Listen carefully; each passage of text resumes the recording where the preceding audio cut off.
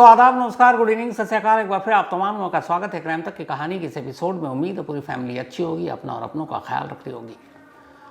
बक्सर का डॉन चंदन मिश्रा 15 जुलाई को पटना के पारस हॉस्पिटल में एडमिट होता है।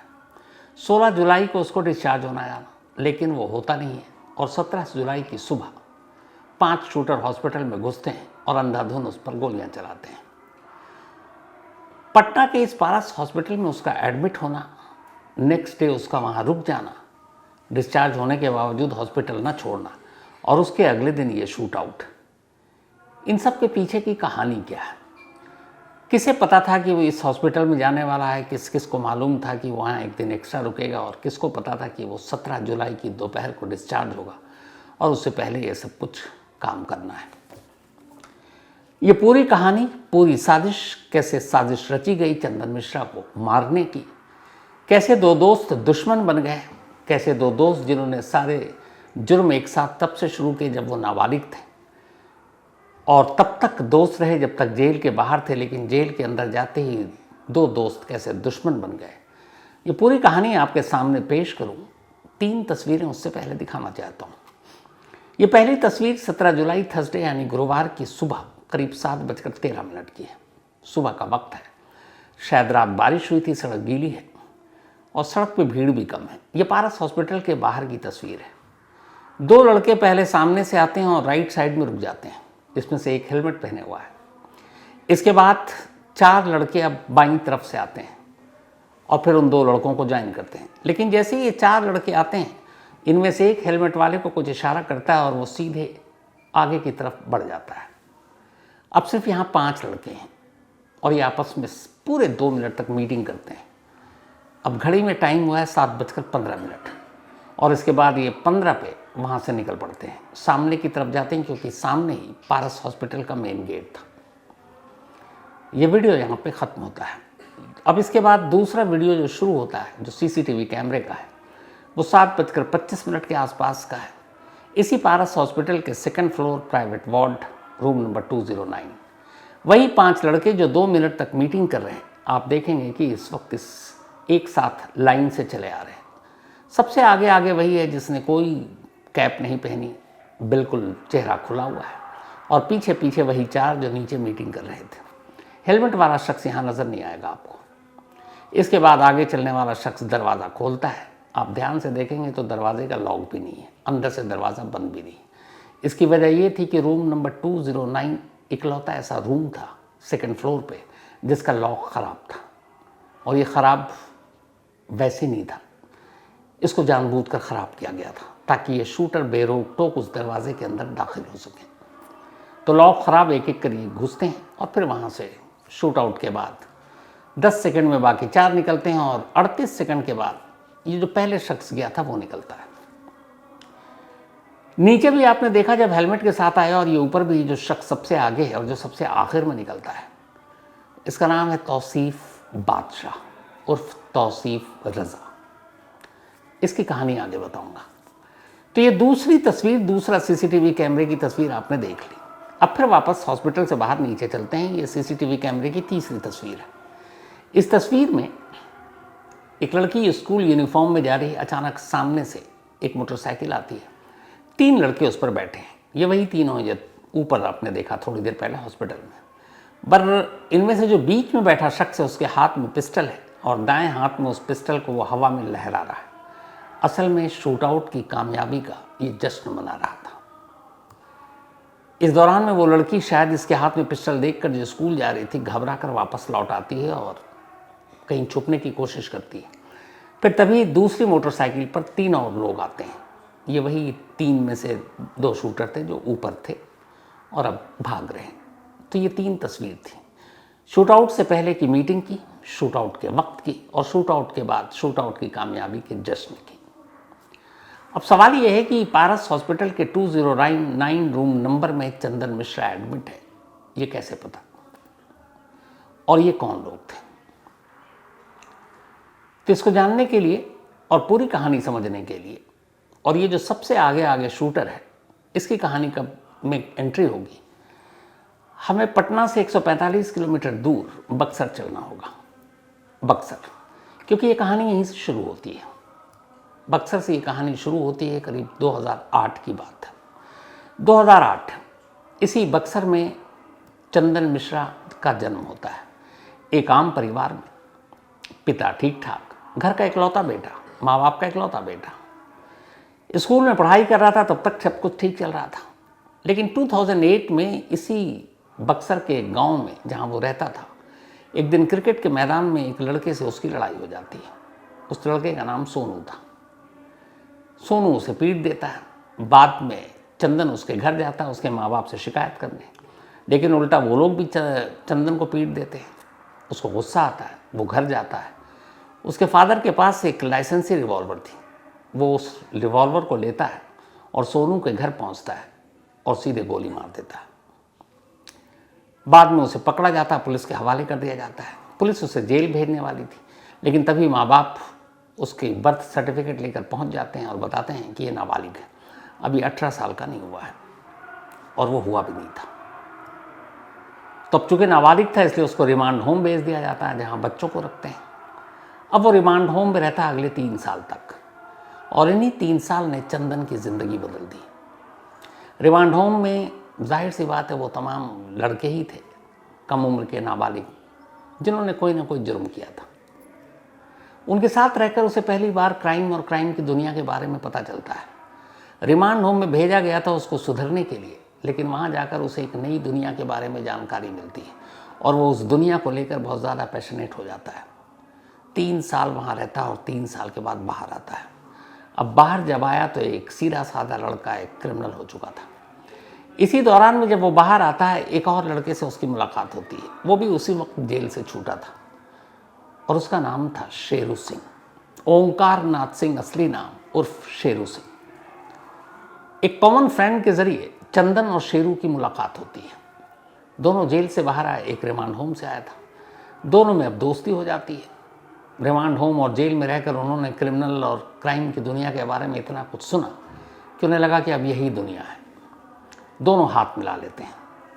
इसके बाद रंगदारी का काम शुरू कर देते हैं। छोटे मोटे दुकानदार और जो भी, उन्हें जाकर पीटते और उससे पैसे वसूलते, हफ्ता वसूलते। फिर धीरे धीरे दोनों के पास हथियार आ गए। अब वो धमकी देने लगे।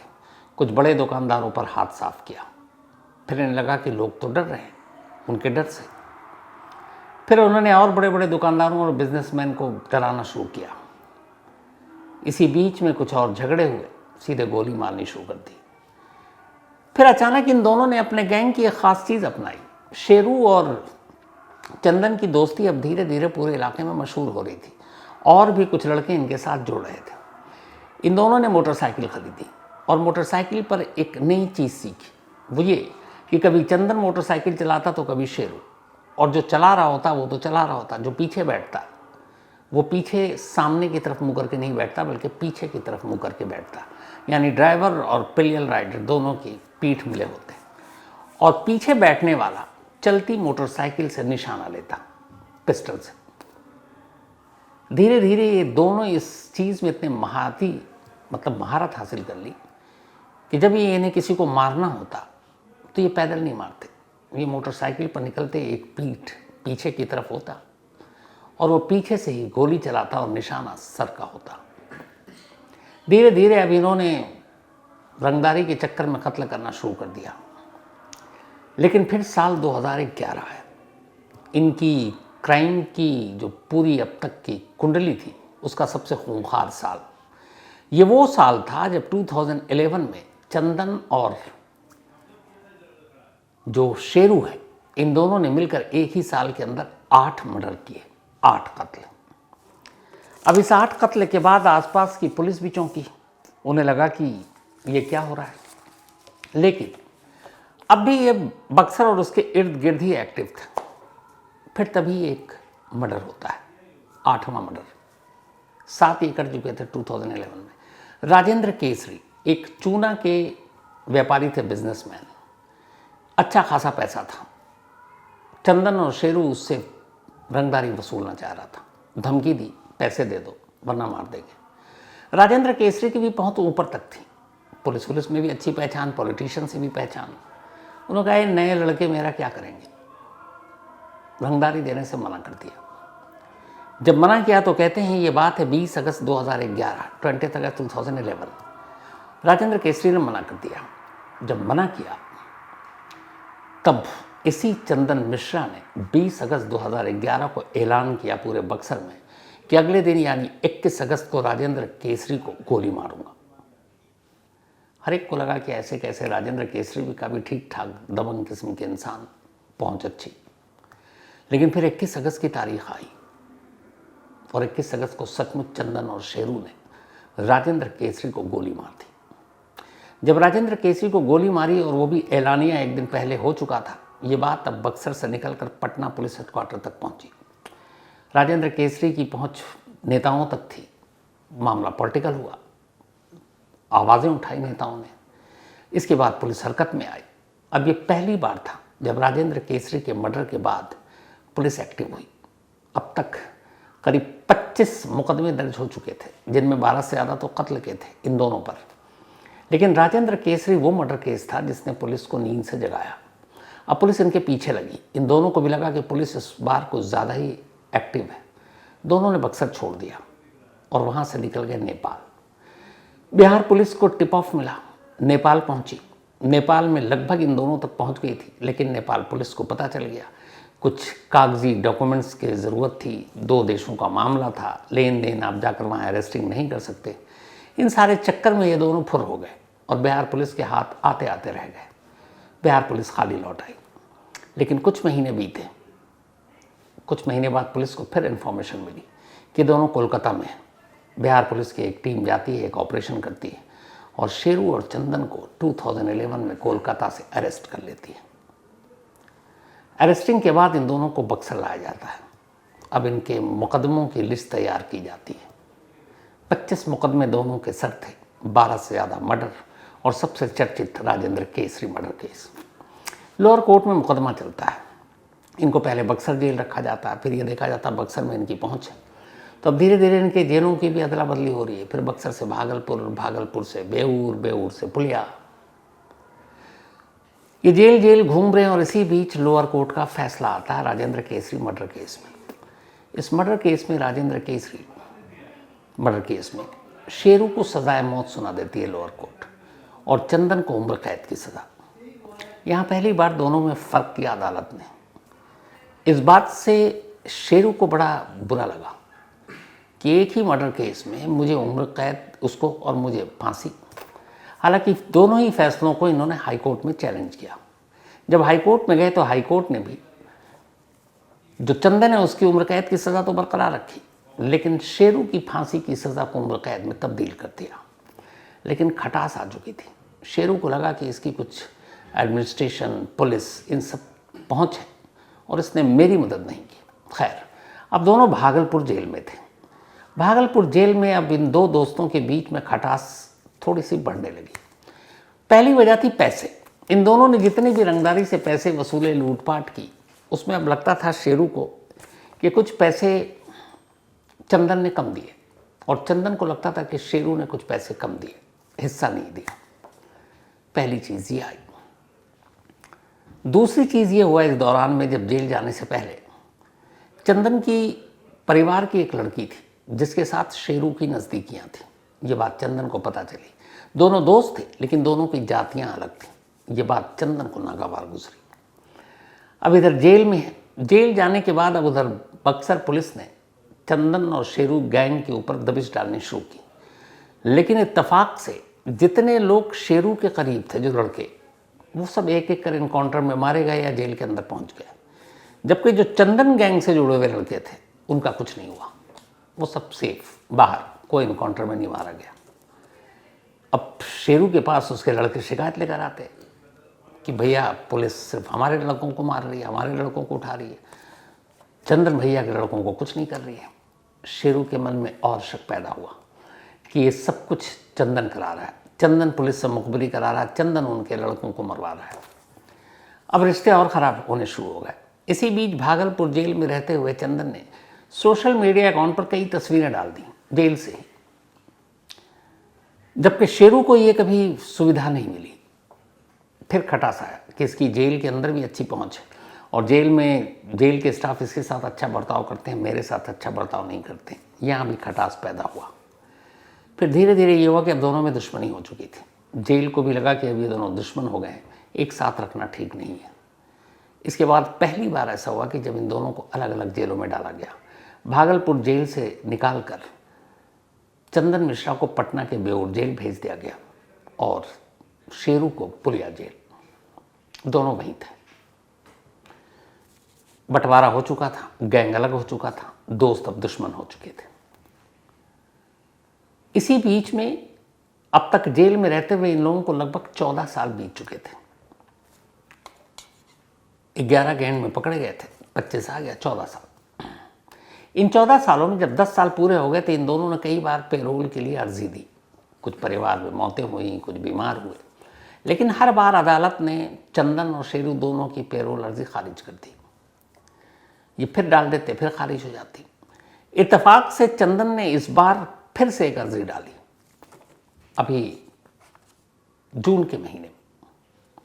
इस बार उसने इस पेरोल की अर्जी में जो रीज़न दिया वो ये कि उसे पाइल्स की बीमारी और उसके इलाज के लिए उसे जेल से बाहर जाना है। डॉक्टरों ने रिकमेंड कर दिया। जेल स्टाफ के ज़रिए अदालत तक खबर गई। अदालत ने देखा मेडिकल ग्राउंड सही है और 3 जुलाई को 15 दिन की पेरोल ग्रांट कर दी मेडिकल के लिए, पाइल्स के इलाज के लिए। अब 3 जुलाई को चंदन बाहर आ गया पटना के बेऊर जेल से। ये बात प्रयाग जेल में बंद शेरू को पता चली। शेरू और भड़क गया कि हम दोनों साथ जेल आए, हम दोनों एक ही वक्त से जेल में हैं। बार बार मेरी अर्जी कैंसिल, लेकिन उसकी मंजूर और वो पेरोल पे आ गया। पहली बार आज़ादी मिली है 14 सालों में और उसे नहीं मिली। उसे लगा उसने फिर कुछ खेल किया है, दुश्मनी और बढ़ी। बट इसी दुश्मनी में एक अवसर, एक मौका दिखा, और वो मौका ये था कि ये पेरोल पे जेल पे बाहर है, जेल के बाहर टारगेट करना आसान है, तो क्यों ना जब ये पेरोल पे बाहर है तो इसी 15 दिन में चंदन को ठिकाने लगाया जाए। पहली बार ये आइडिया आया। अब यहाँ से इस कहानी में एंट्री होती है तीसरे कैरेक्टर, तीसरे किरदार, और वो तीसरा किरदार ये है तौसीफ बादशाह। घर वालों ने नाम रखा था तौसीफ रज़ा। ये पटना के करीब फुलवारी शरीफ का रहने वाला है। इसके एक ख़ास लत है इसको। आजकल के जो नए नए क्रिमिनल डॉन होते हैं सोशल मीडिया पर अपने कुकर्मों को ज़्यादा प्रचार करते हैं ताकि लोग डरें। तो इसने सोशल मीडिया पर इसी तरह की गुंडागर्दी या भौकाल टाइप वाले बहुत सारे वीडियो और सारी चीज़ें डाल रखी हैं। इसके ट्विटर यानी कि जो एक्स है उसके हैंडल पे जो इसने अपना बायोडाटा यानी परिचय डाल रखा है, चेहरा है उसका, नाम है और 2 लाइनें हैं नीचे। देखिए एक क्रिमिनल, और क्या लिखा है कि नाम से शहर डोलता है, ये हम नहीं अखबार बोलता है। ये उसका अकाउंट है। तो ये तीसरा कैरेक्टर तौसीफ बादशाह, बादशाह नाम इसको पसंद था, ये एंट्री मारता है। तौसीफ बादशाह छोटे मोटे जुर्म करते करते करते बिहार के कुछ टॉप कॉन्ट्रैक्ट किलर में से एक बन गया था। इसका काम ये था कि ये बिहार और झारखंड में किसी गैंग को, किसी दुश्मन को ठिकाने लगाना हो और वो सुपारी देना चाहते हैं तो तौसीफ बादशाह को दे देते हैं। तौसीफ बादशाह अपने पास इस काम के लिए बहुत सारे लड़कों को रखता है। वो सुपारी लेता है और उन लड़कों को कुछ पैसे देता है, हथियार देता है और कहता है जाओ ठिकाने लगा दो। काम की गारंटी होती है, इसलिए तौसीफ की दुकान सही चल गई। बिहार झारखंड में बहुत सारे लड़के हैं।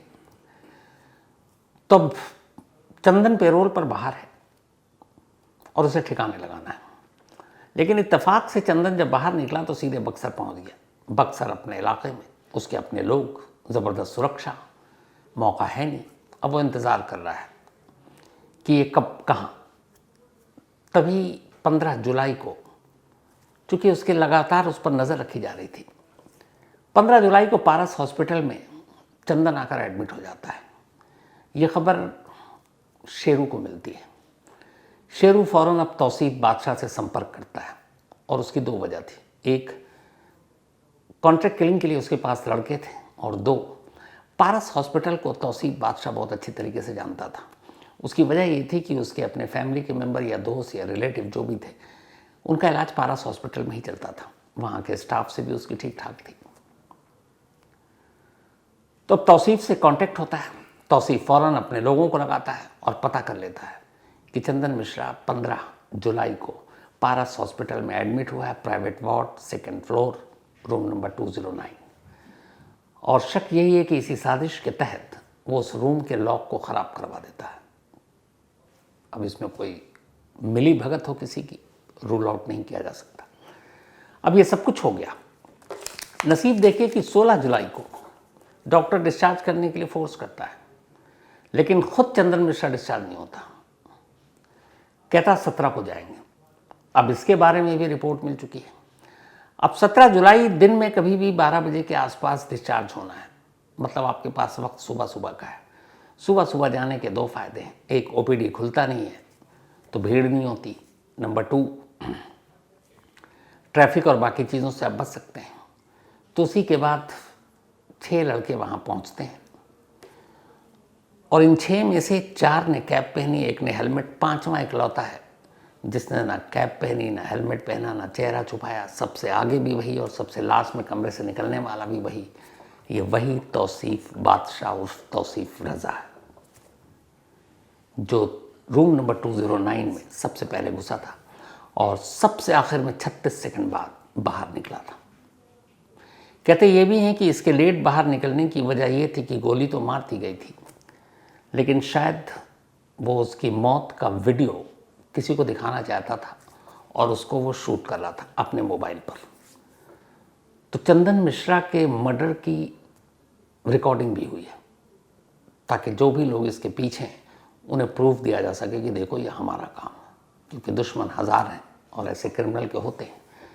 तो 36 सेकंड लगने के पीछे यही वजह मानी जा रही है कि वो मोबाइल पे शूट कर रहा था चंदन मिश्रा को गोली मारते और मरते हुए।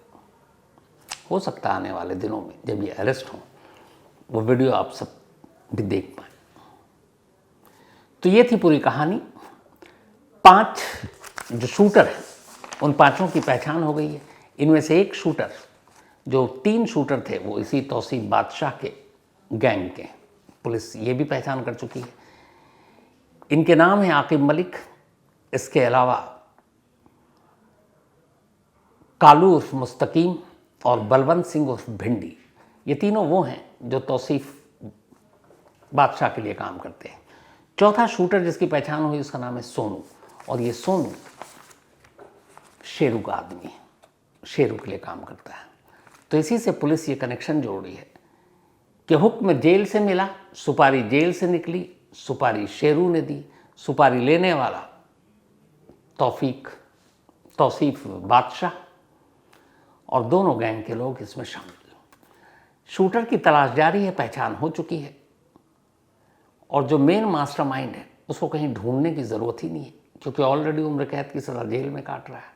बिहार एसटीएफ की टीम ऑलरेडी जेल पहुंची और उससे पूछताछ कर चुकी, यानी शेरू से। अब एक एक करके ये सारे हाथ लग जाए तो फिर साजिश से ऊपर तक के नीचे की बाकी की जो कहानी है वो खुल जाएगी और सामने आ जाएगी। तो आज इस कहानी में इतना ही। अब आपसे मुलाकात होगी कल रात 9 बजे किसी नई कहानी के साथ। तब तक अपना और अपनों का ख्याल रखिएगा। Thank you very much.